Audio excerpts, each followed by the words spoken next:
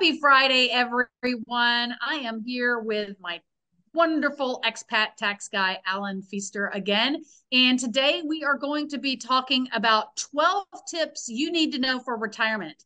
And this isn't just for US citizens, this is for anyone who is close to retirement, is thinking about retirement. We're going to go some awesome tips. And at the end, he's going to give us 3 bonus tips specifically for US citizens. So if retirement is in your future, which hopefully it is at some point, you need to stick around. Make sure you click subscribe, make sure you hit notify, and don't forget to join the IGO Panama Facebook group, over 20,000 members strong, asking and answering questions about everything Panama every day. All right, let's get to it and have Allen tell us what we need to do to prepare for retirement.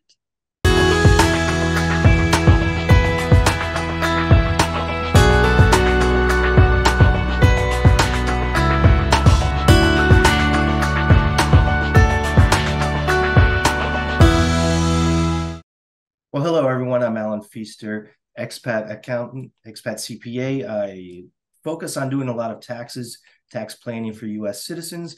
But like Mary said, this is going to appeal to everyone who is thinking about retirement or who are in retirement, because you want to plan these things out. So when you are retired, you can just enjoy life. You don't have to worry about running out of money or worry about this or worry about that.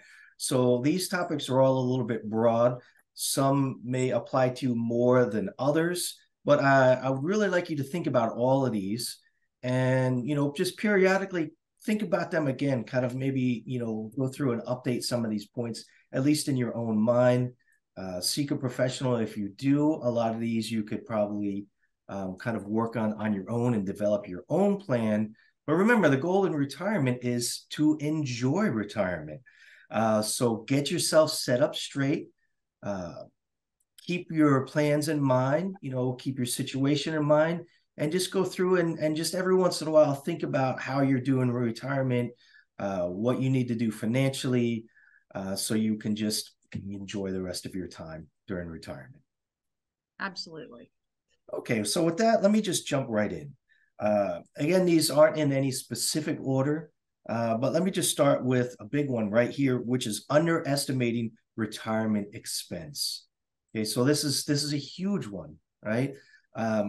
Some people never stop working because they think they'll never have enough money to retire, and that's clearly not the case. Obviously, people are afraid of running out of money, but when you're in retirement, your income goes down quite a bit, typically by about a third. You might be earning maybe only 70% through retirements or savings plans or that kind of stuff. And there's a lot of things, you want to get out and travel, maybe, it's common for people to want to buy a boat or an RV, a big ticket purchase, something like that. So, really think about what it's going to cost you, because it's just like me, like when my wife and I plan just a simple vacation for a week or two, it always winds up costing a lot more, because you're like, what, I'm on vacation, I want to do this. I'm on vacation, I want to do that. Well, retirement's going to be just one really long vacation, hopefully for you, that you'll enjoy.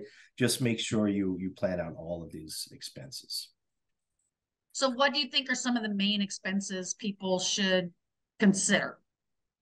Okay, well, for a lot of people, it's travel and recreation. Mm-hmm. For some people, it's healthcare. Mm-hmm. That's always going to be a big expense you have to think about. It kind of varies case by case, which is kind of what leads me into point number 2, is which you need to have a good, solid financial plan.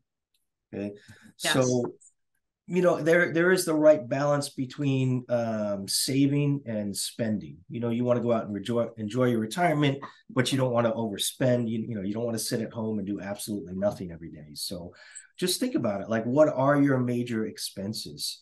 Is it housing? Is it health insurance? Is it entertainment and leisure? If you have a boat, I love boats, but those cost quite a lot of money to maintain every year. I mean, they're great, but I have 2. Yeah. Yeah. I mean, I love them, but I always hear, like, the 2 best days when somebody has a boat is the day they buy it and the day they sell it. And the day they sell it. Absolutely. And I think since we're kind of a Panama expat focused channel, if you are still in another country right now and you're considering Panama as your retirement destination, you need to closely pay attention to the cost of living here. There's a lot of misinformation out there about cost of living in Panama and that it's, so cheap to retire here. I'm here to tell you that it's not. It is not cheap to retire here. Not if you want to live at the same standard of living that you're used to, or maybe just a little bit below. To get cheap, you're going to have to go far below your normal standard of living in most cases. I mean, yes, there are some exceptions to every rule, but you really need to factor in what is it going to cost to rent or to buy? What is food going to cost? What is transportation going to cost? All of these things you really need to look at before you get here. Don't just watch something on YouTube or read some article that Panama is a cheap retirement destination and just say, oh, well, it's cheap, I'm good. Really research that cost of living because it's a lot more expensive to live here than you probably think it is. Yeah, I think what happens is that some people just kind of jump in. They hear things like, "Oh, you can get a living maid for $300 a month or something like," which is amazing. You'll never be able to do that in most developed countries. Right. But yeah, you have to look at country specific things. Look at where you live. Are you going to need a car or are you not going to need a car?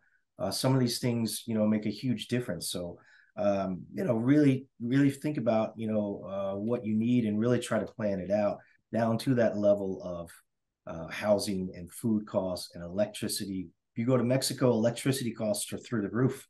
It's insane here how much too. they pay.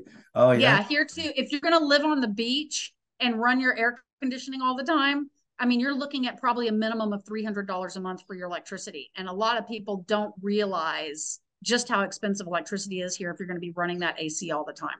Yeah, wow. I mean, I know I couldn't survive where I live near New Orleans without AC. So No. I think I'm going to go to Boquete, be in the mountains. There you go. All right. Well, point number 3 is overspending early in retirement. So you want your money to last. And while you retire, you want to keep a lot of that invested so it throws off some investment income, right? If you take a big chunk out of it, that's not necessarily bad, but you need to consider how is that going to affect all the money that you're going to earn from your investments, be it in mutual funds or stocks, 401ks, whatever it is. And, think about that. I mean, what I want to do when I retire is I want to go on a 3-month cruise with my wife. And she kind of looks at me like I'm crazy because, that's a lot of money to go on a cruise, especially for that length of time. But I want to go around Africa. I want to go through some Pacific islands. I want to go to a lot of different places. So I don't know. I mean, the wife is the boss, so maybe she'll let me have that one. Maybe she won't. But if you plan in advance and you set the money aside for it in advance, then it's maybe more if I tell her realistically I'll work possible. an extra year or something like that. So there you go. Compromise. But yeah, there's that overspending. You take that trip to Australia that you've always wanted to do. You get a boat. I keep mentioning boats, but Panama's got to be an amazing place to have a boat. You get a muscle car. I don't know, whatever it is you want to do. Yeah. All right. And point number 4 is pretty relevant right now. But if I was saying this 2 or 3, even 4 years ago, you might not really give it much weight or much consideration, but it's not ignoring inflation. So inflation worldwide has gone through the roof. For U.S. Social Security, every year there was maybe a 1.2, 1.5% increase. But because inflation has been so high, they raised it at a record 8.6% for U.S. Social Security, which is huge, but it's definitely needed. I mean, over time, yes, if inflation was typically at 3% and you're collecting a pension that's only going up 1%, well, then you're losing steadily your purchasing power. So, what are you going to do? You use electricity, just don't eat as nice, don't go to a doctor as often, cut out going to the movies or going to, I mean, that could be really stressful, just not really taking that into consideration. And you never know what inflation is going to do. But it really helps if you go back to the other point number two, and you have a good, solid financial plan. Maybe there's times where you need to tighten a belt. Certain situations, maybe it's just temporary, or, maybe there's some times where you can spend a little bit extra. Well, if you don't really plan about it, plan it and really kind of think about it and kind of detail it out, you might get caught by surprise, and you don't want that to happen. No way. All right. Well, another thing that you really need to consider is healthcare costs. It's just a fact of life. As we get older, we get a little grayer, we lose some hair, we need some glasses. Things just kind of happen, and it can happen kind of slowly for some of us. But that's something we really need to consider no matter where you are. So even if you're in a country with the UK or Canada that has national health care, that's great, but you still need to kind of think about these costs, how you're going to pay for them, how you're going to manage getting back and forth to hospitals, doctor's appointments, all that kind of stuff. And for example, if you go to somewhere to Panama, then you're quite lucky, because Panama is known for really good health care. And the expenses are being reasonable, but maybe you still want to buy some kind of health insurance. Are there a lot of different types of policies in Panama? There are different policies that you can get here. And if you have minor things here, like in the United States, you need insurance just to go get a physical every year, or you're bankrupt practically. Here, that kind of stuff out of pocket is going to be less than $100. So that makes sense. In my view, and this is just me personally, everyone has to make their own decision.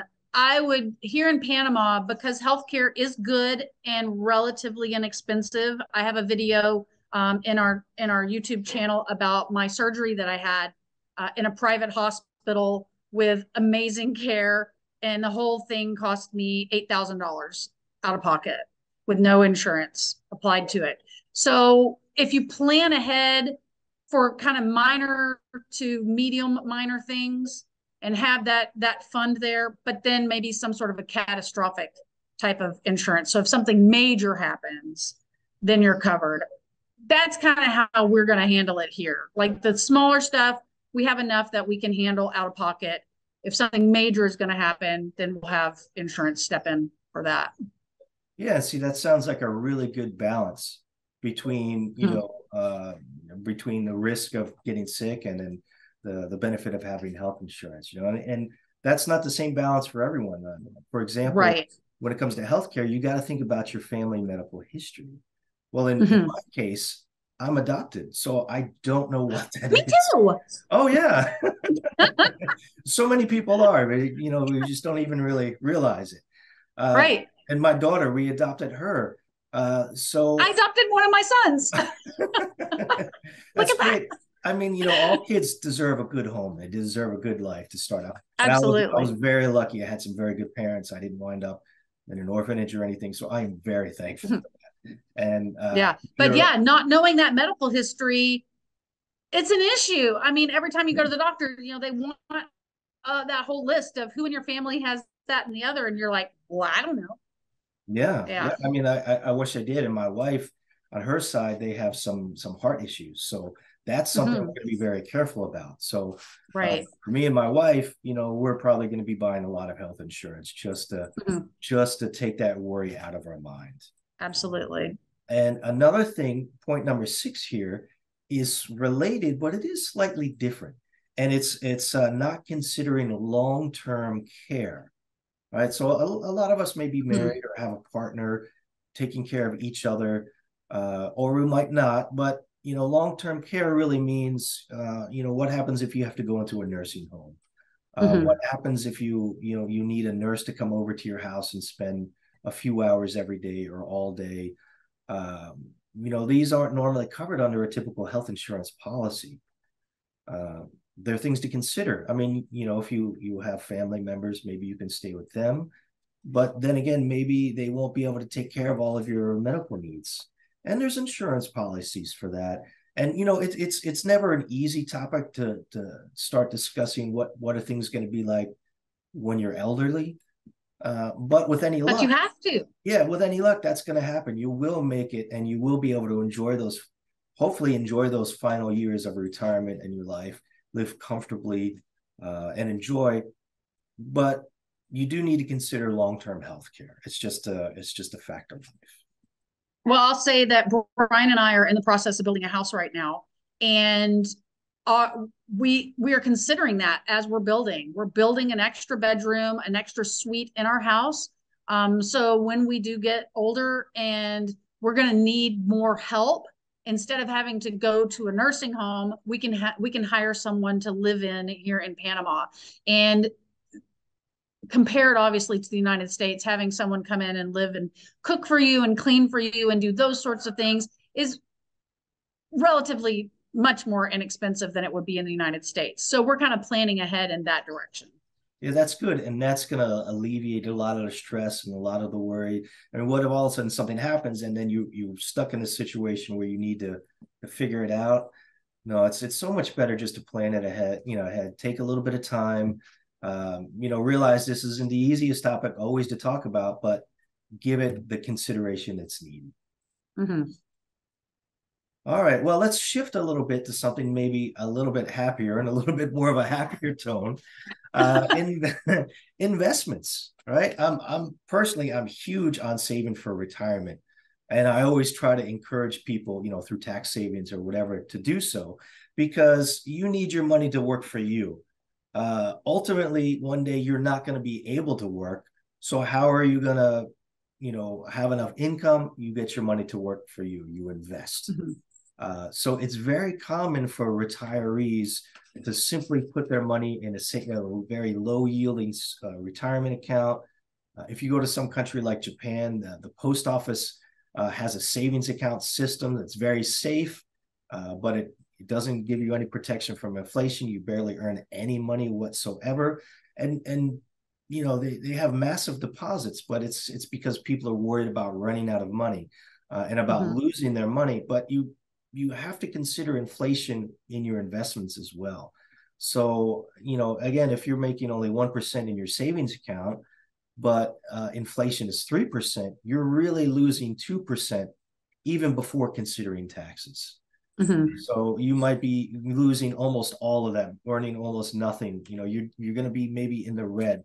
So, you do want to be very careful with your money. You don't want to buy high flying, high risk stocks and very risky investments. That's only if you're younger and you have the tolerance for that. But I see all too often people are really worried about losing any money. And in fact, they do because of inflation. So you have mm-hmm. to maybe take a little bit more risk in your investments, calculated risks, but you still need to consider that as well. All right, now topic number 8. And I kind of saw the movie Step Brothers last night with Will Ferrell. Number 8 is supporting adult children. Oh. So, I mean, helping your kids out is great. I hope my daughter goes to medical school. If she does, I'll continue to work longer and support her so she doesn't have crippling debt when she's out of medical school.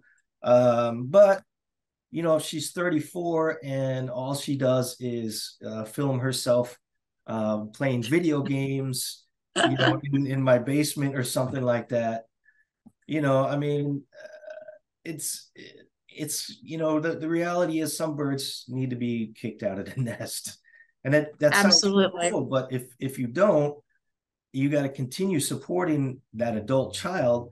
And then what happens when you're no longer able or to support them? Then they haven't learned to be independent. Exactly. And if you're that age, you should be an adult and you should be independent. But yeah, that's all too common of a mistake, especially the youngest child, maybe that whoops surprise child that we all seem to have in our families. So, I mean, it's going to be tough enough making it through retirement and planning it to enjoy that time. They're going to have to do it one day, so they need to learn about how to be independent. So it's not always an easy choice for a lot of people. You got to do it. We could do a whole psychology channel on that topic.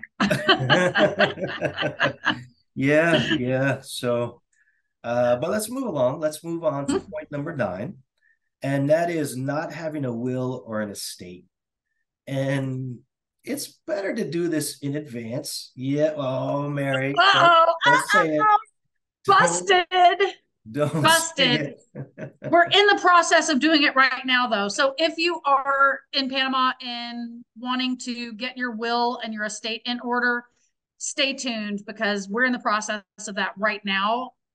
Better late than never, I guess. And I'll be doing a video about how that whole process works here in Panama soon. Oh, great, because that kind of thing could lead to a real mess. Yeah, Could tie things especially in up more. Panama. Everything goes to probate and Oh, it can take yeah. years and years and years and years to get everything sorted if you don't have things lined out. And then what if you have a property, you have a house, who's going to take care of it? Who's going to pay the property taxes? Exactly. It's a huge problem here. And yeah, Brian and I have been a little bit remiss in that aspect because again, it's one of those things you just don't really like to think about, right? It's like, well, I don't have to die on my to-do list this week, so I'll just put it off, a little bit. But yeah, it's time for us, yeah, to start seriously thinking about that. I got to be honest here, Mary. My wife and I only sat down and did a will 2 years ago. We've been Okay, so talking I don't feel about so it. bad. Yeah, Okay. no, we've been talking about it, saying we need to do it. Finally, I wanted to do it right. I booked some time with an attorney. We sat down, we talked through it. We got it done. So it's there, it's done. And then it's a relief. It's like getting your taxes filed every year. It's like, Yeah, oh, wait. And then once it's done, it's like, oh, it's a relief. I don't have to that's think the about it. best part of it, right? Just getting it done so you don't have to think about Exactly. it. Exactly. All right, moving on to number 10 or 12, and that is underestimating life expectancy. The advances in medicine and etc. People are living longer. If you move someplace away from someplace stressful like the United States to someplace more relaxing like Panama, that's fantastic. You're probably going to be around a lot longer and enjoy life a lot more in that type of situation. But people are living longer, and that's something you need to kind of keep in mind as well too. Maybe plan for a couple of extra years beyond what you might expect. Because who knows? Maybe you'll be lucky and I'll be happy. I've got an aunt. She is going to be turning 98 soon. And every year she says she's going to take all of her friends and go to Las Vegas and skinny dip in the pool at Bellagio. So knowing her, she might actually do it one day. He sounds like a Spitfire. Yeah.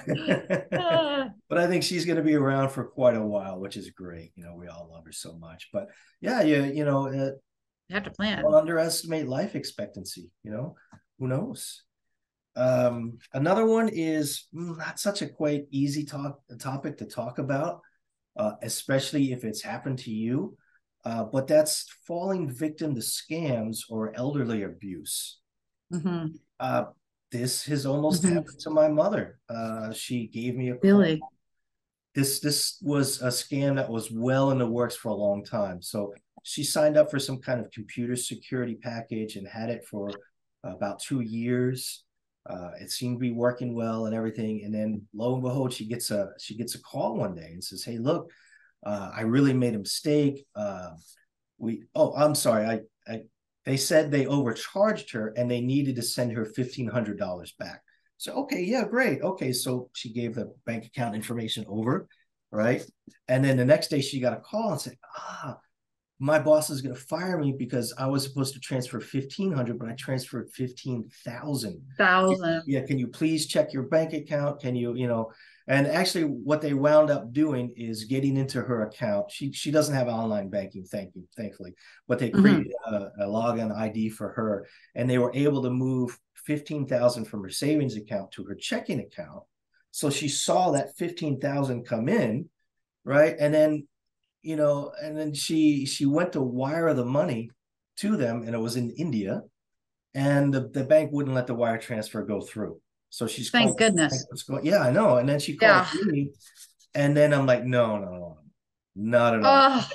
So I said, don't answer any more. They kept calling. So I answered, and they're threatening, oh, we're just going to take the money, blah, blah, blah. I'm like, I took my mother's hard drive out of her computer and destroyed it because obviously Yeah. it had some kind of malware on it. But yeah, Oh my God. and what happens too, if you fall victim of a scam, you get so embarrassed, you don't want to even talk about it, right?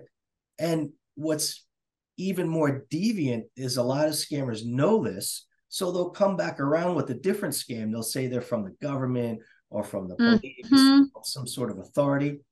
Second time, and then you feel even worse than before, so you never say anything, so nobody ever goes after these people. But it's just horrible, and it happens more often than people realize for that It reason. does. It happens a lot. And these scammers are absolutely relentless. And it's a growing problem every day. And because they're normally in foreign countries like Nigeria or India, you don't have any recourse to get your money back. You're No, once you just send that stuck. wire transfer, it's gone. So you have to be diligent and smart and logical about everything before you send money to anyone, especially if you're like wiring them money or they're asking for gift cards or anything like that. You have to be careful. As well as help the elderly people around you as well. Yes, To say, hey, does this make sense? Why are you doing this? It's all these absolutely. emotional pitches, and scammers Yes. all day long, every day. They really know how to push the buttons. Mm-hmm. So you really, there's some people in my family, we always have to kind of watch, like, not again. Come on, Mm-hmm. what do you think? This doesn't, you get a letter in the mail saying you're going to get $10,000 for free, but you just have to pay $500 to get it. Yeah, No, great if you got that 10,000, but it's not going to happen. So not gonna happen. you got to help other people as well too. Yes. All right. Last thing that I have on my list, number 12, before we get to the bonus topics, is having debt while you go into retirement. Oh, especially mortgage. I do tax returns, and people send me their mortgage interest statements, and like, oh wow, your income just went down by 35%. You still have a mortgage, and oh, I really hope you don't have any credit card debt or Mm-hmm. car loans or anything. I mean, that's just an added expense. That's just gonna take money away from you being able to do fun things that you enjoy.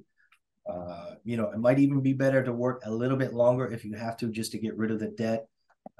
Personally, I haven't had any debt for a very long time, and it is a huge Same here. stress reliever.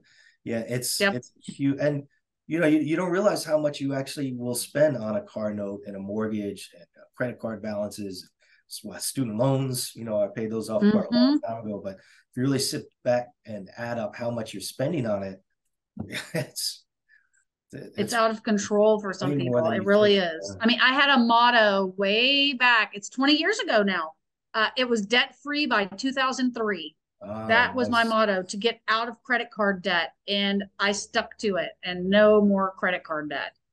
So yeah, it's the debt problem, especially in the United States, where it's such, if you want a house, you have to get a mortgage. I mean, nobody has three, four, five, $600,000 in cash laying around. But another point maybe to make is that as you get older and your kids are grown and they've left the house, yes, you have Yeah, an emotional attachment to your 4-bedroom home for you and your yeah. husband, but you might not need that 4-bedroom home anymore. It might be better to downsize and get rid of any debt that you might have. Yeah, actually, and it gives you lower monthly expenses as well. Right? Mm-hmm. You can Mm-hmm. easily downsize, get a smaller house. Now you have a lot more money that's freed up. You can invest that. Hopefully, you'll invest it or most of it, earn some Right. interest income off of that, and maybe splurge a little bit if it makes sense, on something really nice. Why not if you've worked all of your life and you have plenty saved up? But think about that as just an extra expense. And when you go into retirement, you're not going to be having that income coming in. You want to cut out as many of those extra expenses as you can, and that's Mm-hmm. just a huge thing. You don't want to lose your house because you can't make the mortgage for 3 months. So Absolutely. yeah, you know, just consider all of these different things, and these are 12 items that apply to everybody, no matter where you're from. Please think about all of these. Please plan about all of these, and kind of revise some of your plans, look at them every once in a while and update it, think if you need to change anything, and ultimately you just have to balance your own lifestyle. Me, I'm a CPA. It's easy to say, don't spend, invest. But you also have to enjoy your life too. You Absolutely. don't want to eat Yes. TV dinners and watch streaming TV, the same episodes all of your life or whatever. You want to get out, you want to enjoy life. You start a garden, just travel, start a small vineyard, whatever it is you want to do. You should be Right. able to do that. You need to be able to enjoy your life. Just don't go to extremes and spend too much either. You got to find the right balance. And sometimes that right balance needs to shift a little bit. If inflation goes Hmm. up or you earn a little less from your investments, spend a little less. Right. Just, Yeah. just think So about it. you have to think about the big picture long term, but you still have to keep thinking about it year to year as circumstances change and how you might need to reallocate funds for different things. Yeah, control your future Yeah, as best as you can. absolutely. Now, moving on, we've got three bonus topics for U.S. citizens. And this applies mostly to U.S. citizens because it relates to Social Security and taxes. So number 13, or the first bonus tip, is not understanding when to take Social Security. So most people get this or are entitled to it. Basically, if you work 10 years, even if it's a few years here and a few years there, 10 years, you're going to be able to qualify for Social Security, which is a monthly payment for the rest of your life. And that kind of thing helps a lot of people get Panamanian visas as well, right? Mhm. Uh, Yes. so that's supposed to cover 40% of your retirement costs while in the United States. But if you go to some other place with a different cost of living, there's a chance you might be able to, pay 80% or 100% or even a little bit more. So when, it's pretty complex how it works, but just to kind of simplify things, the sooner you take the benefits, the less money you get. So you can start at age 62, right? But if you wait another year, they give you an extra 8%. So you can look at it as getting an extra 8%, or if you take it early, you're missing out on that. And then it kind of goes up a little bit, and so on and so forth. So the system is sort of incentivized to have you wait a little bit longer to take Social Security so you get more benefits. But Mhm. ultimately, what is the right benefit for you? There's a lot of factors. Your benefits depend on your age, depends on how many retirement credits you got, what your ultimate benefits could be, what your situation is. Are you married? That makes a big difference. If you and your spouse have Social Security, there's a few different options that you can take. And how do you figure it out? I suggest that every U.S. citizen goes to a Social Security consultant before they hit age 62. Pay the money, go through and figure it out. I mean, I'm going to do that. And I know I could go through everything and figure it out, but it's just so much information. It would take me so long. Yeah. Spend the time. And if you know any good Social Security consultants, please let me know. I'm looking for some good ones that I can recommend myself. But yeah, that's one of the big mistakes. You not knowing, you take it too early or you take it too late, you're going to miss Mhm. out on some benefits there. The other one, bonus tip number 2, is not understanding Medicare. So Medicare Mhm. is the health insurance or health insurance benefits that you get when you retire. And that's how the majority of Americans actually afford health care when they retire. Right? When you're working, you pretty much have health insurance through your company. While you retire, then you have to rely on Medicare. Right? So I took a course a few months ago about some of these benefits. It was just a 2-hour one, but they were saying, even if you live overseas and you plan on living overseas for the rest of your life, you still might want to buy that Medicare health insurance. It's only good in the United States. You can't use it elsewhere. Mhm. But if you don't, later on, if your plans change, you might not be able to buy it at all. Or if you are able to get it, it could be at a much higher price. Mm. So in general, Medicare insurance is only about $2,000 a year. So surprisingly, Oh, if you yeah. pay for it through Social Security, you're not paying the outrageous amounts that you would pay otherwise, even if you're working through a company and you get health insurance that way. Mm-hmm. So you might want to do that, and you might want to pay that little bit of money every year just in case you want to go to the States for a procedure, or you want to move back to be near your grandchildren, or for whatever reason. Right. So consider that. Last bonus tip number 3 is forgetting to file U.S. taxes when you move outside of the United States. So that's the work that I do. I'm an expat CPA. I file tax returns for Americans living overseas. And like me. Like Mary. All the time I get calls and I get emails from people saying, hey, I didn't know I had to file. I've been living overseas for years. What do I do? Ugh. So, I help those people. I can help you as well. But keep that one thing that in mind is that U.S. is one of the few countries in the world that no matter where you earn income, whether it's inside the United States or outside of the United States, you do have to generally file a tax return. Otherwise, you can get huge penalties. You might not be able to get your passport renewed. And there's a whole host of other ugly things that could happen. So a lot of times you might not have to pay any U.S. tax, or you might have to pay very little if you file, but the government really wants you to file every year. And they have pretty severe penalties if they don't, and they catch you. Right. So, and then we'll be talking, I think we should probably do another video like we did last year, probably around November, December, when people start thinking about taxes again.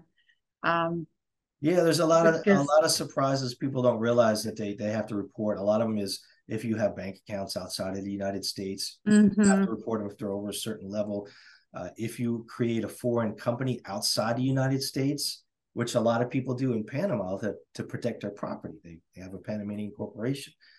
Mm-hmm. Well, now you have to file an informational report on that. You don't have to necessarily pay any additional tax or fees or anything to the government, but they want to know about it. And they have this long, lengthy, ridiculous, complicated form that if you don't file, you could get a penalty starting at $10,000. They could easily go up to $60,000. You could lose your home that way. So whether you want to comply or not comply, you should still know the facts. You should know what you're supposed to do and the penalties for not doing it.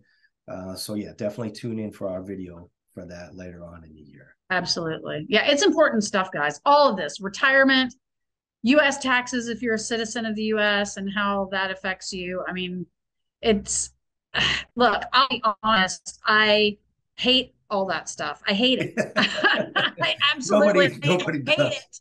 Everybody hates it. Yeah, of course. But you have to think about it, and it affects your life, and you have to deal with it. Sticking your head in the sand, even if it's in the sand on a beautiful Panamanian beach, is not the way to deal with these things. So we all have to think about retirement. We have to think about how we're going to live our lives after we quit having work income. We have to think about dealing with our taxes. And that is why we're always so happy to have Allen with us, because he helps us get through these things. I'm telling you, he's changed my entire perspective on dealing with taxes these past few years. So, but do you have anything else to add, Allen? No, just that one of the biggest fears here is really the fear of the unknown.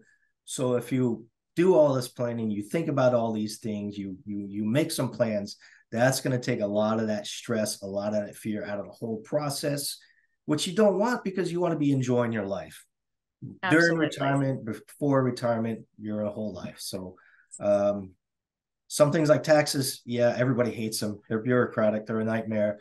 That's what I do. I take the stress and worry out of that. But get it done so you can move on and enjoy your life. Absolutely. Well, thank you so much, Allen, for talking to us about retirement today. Really appreciate your advice as always. Guys, I'm going to link Allen's information in the video description. So if you want to contact him for a consultation, I'm telling you, I went through, was it 2 or 3 other expat tax people before I found Allen. And as far as being forthcoming with information, explaining what you need, thinking for you and telling you, hey, here's your situation, here's what you need to do, Allen is the guy. So we love him here at I Go Panama. He takes good care of us. All right. So thanks, Allen. And we will be chit-chatting in a few months about those dreaded U.S. income taxes. So we'll see you then. Okay. All right. Thanks, everyone. We'll see you next week. Bye, everyone.